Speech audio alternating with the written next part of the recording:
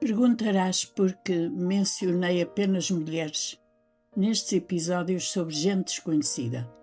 E uma das razões é porque no tempo de Jesus as mulheres não tinham valor, não eram consideradas, eram tratadas na maioria dos casos como objetos de utilidade. Mas hoje também resolvi incluir a história de um rapazinho sem nome e sem estatuto. Os evangelhos realmente não dizem como se chamava.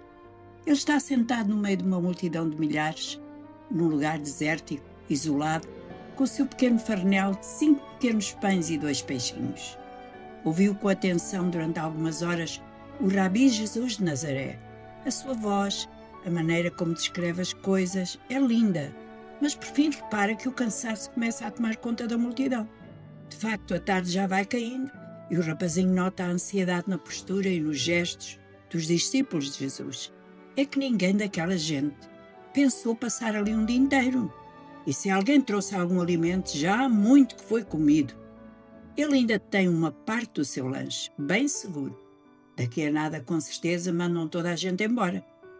Os amigos de Jesus passeiam no meio da multidão e reparam no rapaz com o farnel ao lado, bem seguro. André, um dos discípulos, pede licença, leva o lanche e, ao chegar junto de Jesus, mostra-lhe dizendo: só há isto, mais nada. Mas o que é para tanta gente? Aqueles homens, aqueles seguidores do Rabi Galileu, que andavam todos os dias com ele, têm a coragem de dizer-lhe na cara que aquele lanche é insuficiente. E é aqui que o raciocínio humano se confronta com a suficiência divina. A multidão está inquieta. O menino olha para o seu lanche nas mãos de André sem saber o que fazer. Pelo menos, pensa ele, irá matar a fome de uma pessoa. E o texto do Evangelho de João 6,6 diz que Jesus sabia o que ia fazer. O teste não era se havia pão ou não, mas se os discípulos tinham aprendido a confiar naquele que já tinham visto ir contra as leis da natureza. A Escritura omitiu o nome do rapazinho. Ele estava lá porque os garotos gostam de ir atrás da multidão e porque havia alguém em Jesus que compelia até um menino. Ele tinha um farnel, pequeno, mas era dele. O texto bíblico não diz como é que o lanche saiu das mãos dele para as mãos de Jesus. O texto está silencioso sobre a sua hesitação, a sua resistência ou até as suas lágrimas, quem sabe. Mas ele entregou algo pessoal, ainda que pequeno, saiu das suas mãos para as mãos do Filho de Deus.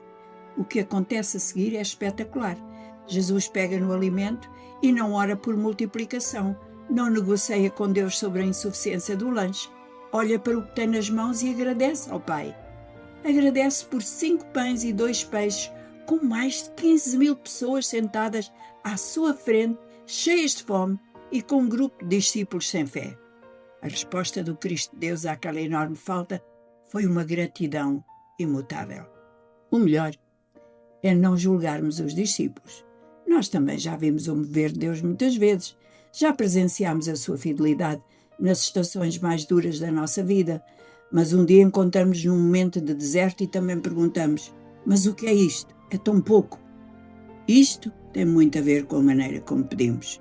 Estamos a implorar a Deus coisas que Ele já propositou providenciar, olhando assustados para a escassez, como se Deus não fosse soberano, Senhor de todas as coisas.